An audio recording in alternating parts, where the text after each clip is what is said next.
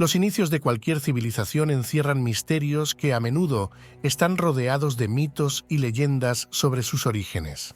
Sin embargo, son pocos los casos en los que se dispone de pruebas contundentes y claras que señalen de forma indiscutible el momento exacto en que estas culturas emergieron.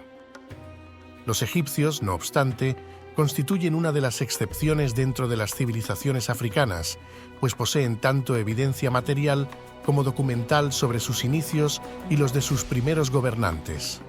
Mucho antes de que Egipto se erigiera como uno de los grandes imperios de la antigüedad, estaba compuesto por una serie de pequeños poblados ubicados alrededor de la cuenca del Nilo, cerca de 10.000 años antes de la Era Común. Uno de los primeros grupos culturales de este periodo fue la cultura de Napta Playa, localizada en el desierto de Nubia, aproximadamente a 800 kilómetros al sur de El Cairo. Esta cultura, que floreció entre los años 10.000 y 5.000 antes de nuestra era, es considerada pionera en el desarrollo del primer calendario de la región, cuya antigüedad se ha estimado entre 6.100 y 5.800 años antes de Cristo, lo que significa que es 1.000 años más antiguo que el Stonehenge británico.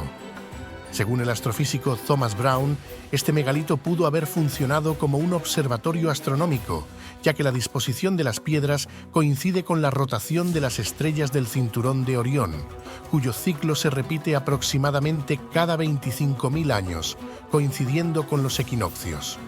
Además, se encontraron restos de ganado vacuno en cámaras de piedra con techos de arcilla, que podrían ser los primeros indicios del culto a la diosa Hathor, quien era representada por una vaca durante el período dinástico.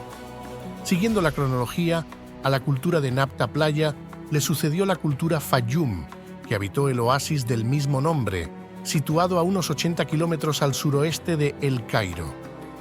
Estimaciones indican que esta cultura se desarrolló entre los años 5.200 y 4.000 a.C.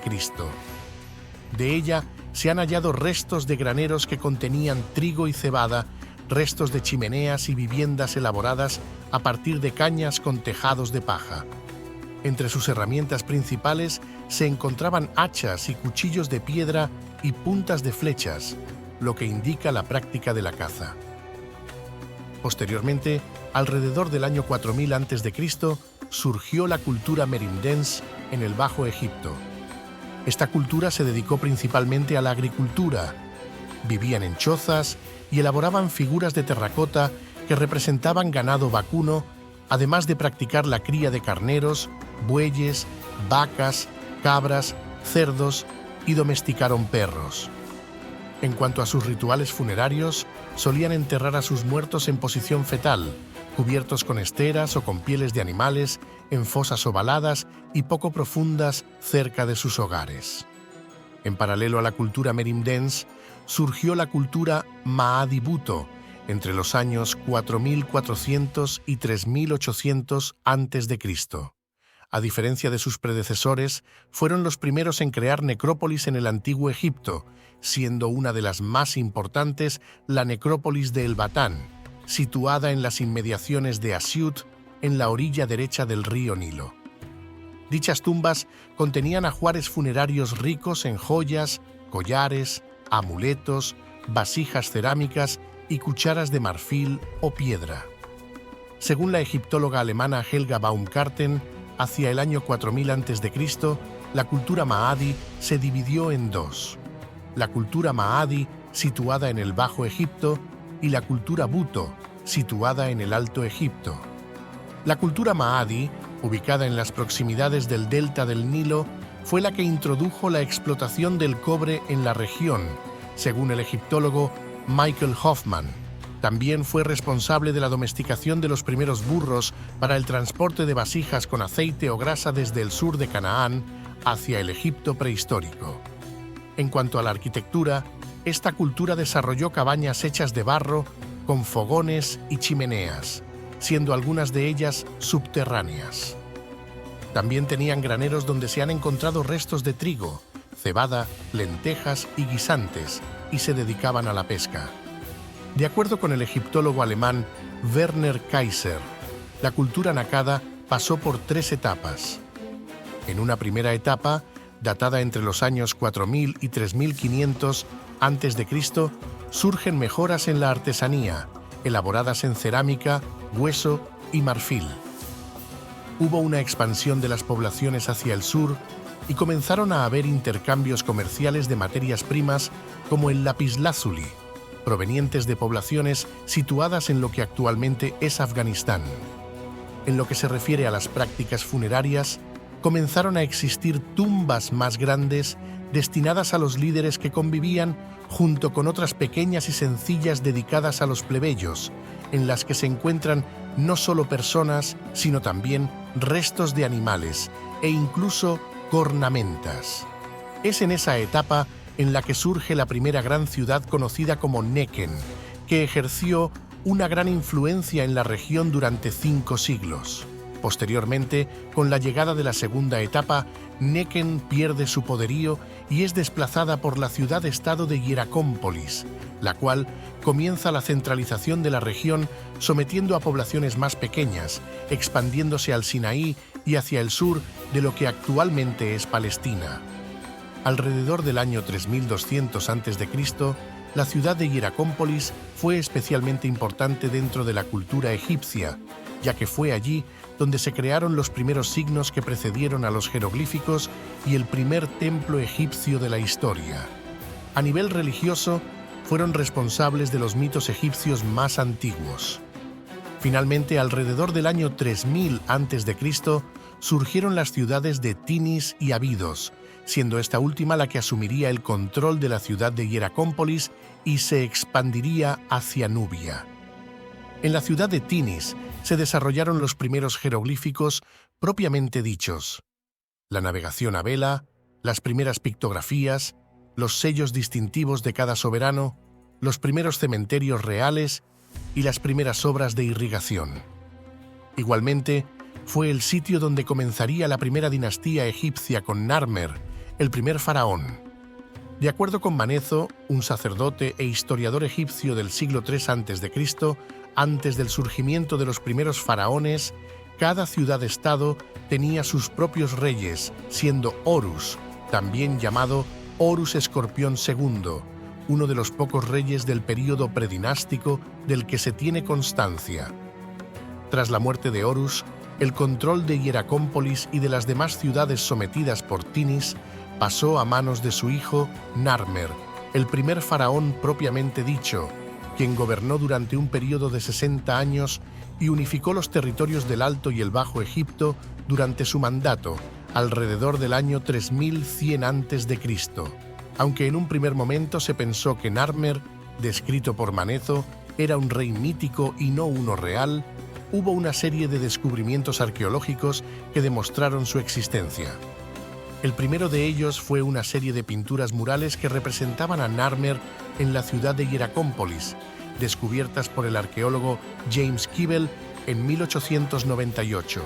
Posteriormente, en 1993, el arqueólogo Günther Dreyer descubrió en Abidos una inscripción describiendo el mismo acontecimiento de los murales de Narmer descubiertos por Kibble. Finalmente, en el siglo XXI, se encontró su nombre en la lista de antiguos faraones en las tumbas de el-Ka'ab, situadas igualmente en la ciudad de Abidos. No se sabe mucho sobre su gobierno, se piensa que podría haber sido el creador, o al menos el diseñador, de la ciudad de Memphis junto con su hijo Aha. También se piensa que posiblemente estuvo casado con la reina Neidhotep. Tras la muerte de Narmer, su hijo, también llamado Aha, ascendió al trono de Egipto y contrajo matrimonio con la princesa Benerib del Bajo Egipto.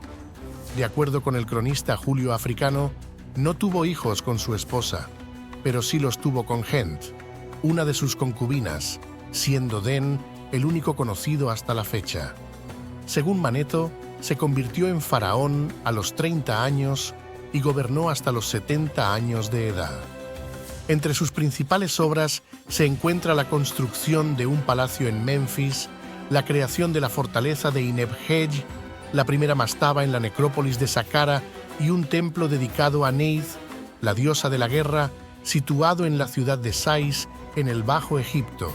También fue el primer faraón responsable de los primeros estudios anatómicos en Egipto, así como de las primeras autopsias de las que se tenga constancia. En la Piedra de Palermo nos indica que realizó tratos comerciales con Canaán, estuvo en guerra con los reinos de Nubia y Libia, y su nombre aparece en numerosos objetos descubiertos en Saqqara. En algunas tablillas de marfil se le observa en la celebración de posibles fiestas conmemorativas de la unificación del reino. En una de las placas se le muestra matando a un hombre en un sacrificio ritual. Tras la muerte de su hijo Den, Ajá contrajo matrimonio con la reina Meritneit, amada de Neith, con quien tuvo 2 hijos, Den y Anedjib. No se sabe gran cosa del mandato de Den, salvo que fue el responsable de la construcción de una mastaba y de la necrópolis de el-Ka'ab, donde se piensa que pudo haber sido enterrado. Dicha tumba se convirtió en un centro de culto y destino de peregrinaciones varios siglos después de su muerte. Se estima que gobernó entre 57 y 39 años. Tras fallecer su marido, la reina Meritneit asumió el título de faraón en torno al año 2927 a.C., dado que sus hijos eran demasiado jóvenes para asumir el mando.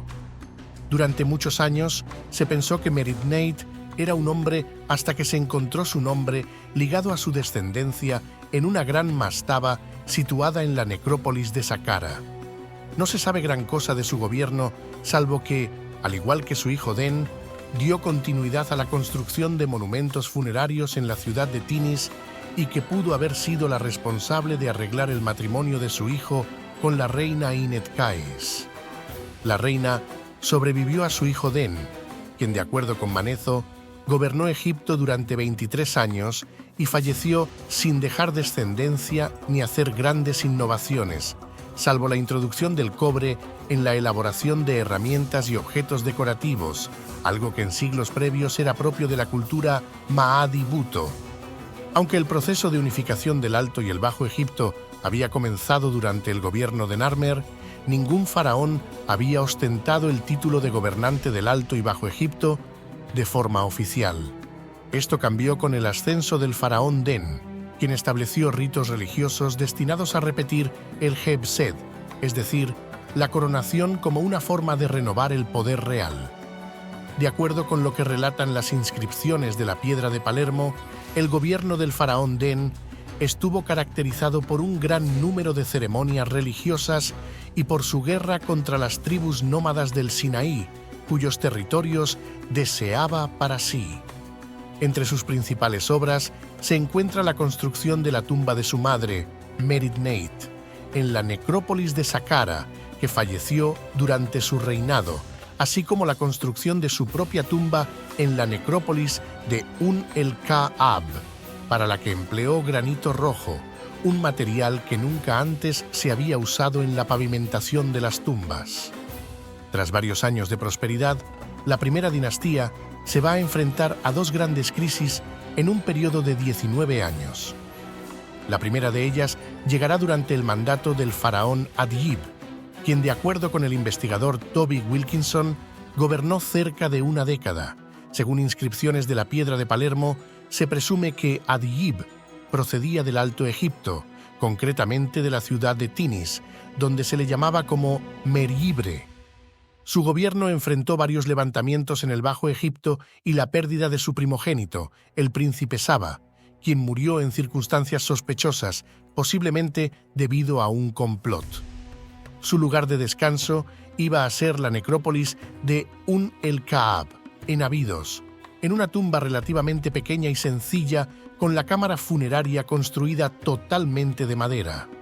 No obstante, algo sucedió y su cadáver fue enterrado en otro lugar, hasta ahora desconocido. Tras su muerte es Semerjet, el hijo de Adjib, con la reina Benerib, quien asumió el trono y le tocó hacer frente a una plaga en su primer año de gobierno, algo que hizo que la casta sacerdotal lo declarara como usurpador, porque no había sido nombrado oficialmente por su padre como sucesor antes de morir, lo que se consideraba un muy mal augurio dentro de las creencias egipcias. No se sabe si Semerjet fue responsable de la muerte de su padre o de su hermano mayor. No obstante, el hecho de que mandara a borrar el nombre de su padre de todos los monumentos por primera vez en la historia de Egipto, algo que no logró del todo ya que sobrevivieron algunos testimonios, indica que lo odiaba incluso después de muerto. La transgresión de Semerjet de borrar la historia de su predecesor fue el inicio de una práctica que se repetiría varias veces a lo largo de la historia de Egipto. La segunda vez que se aplicó esta medida lo hizo su propio hijo, el faraón Ka, quien borró la mayor parte de los monumentos que honraban la memoria de su padre y trató de restaurar la memoria de su abuelo. De acuerdo con Manetho, Ka, el último faraón de la primera dinastía, reinó durante 26 años, entre los años 2853 y 2828 a.C. Su mayor logro fue la creación del primer templo funerario en Saqqara, que se volvió un sitio de peregrinación de los faraones posteriores. La importancia de este templo radica en que fue el primero de la historia egipcia que se hizo para honrar a un faraón y no a un dios mítico como ocurría con los templos anteriores. Tras su muerte, Egipto cayó en una guerra civil que dio origen al alzamiento de la segunda dinastía. La historia de Egipto siempre ha sido y será fascinante. Fue una de las primeras sociedades en realizar estudios astronómicos, crearon la escritura jeroglífica, diseñaron grandes y variadas obras de arte a lo largo de 10.000 años antes de Cristo, elaboraron los primeros grandes monumentos funerarios, realizaron los primeros estudios de anatomía en medicina, establecieron relaciones comerciales con reinos distantes de Nubia, Siria y Mesopotamia, entre muchos otros, y todavía quedan muchas cosas sobre ellos por descubrir. Esperamos que este vídeo te haya sido útil. Si tienes algo que agregar, por favor compártelo con nosotros en la sección de comentarios. Dale me gusta a este vídeo y envía el enlace a tus familiares y a tus mejores amigos para que también sepan más sobre los orígenes del antiguo Egipto.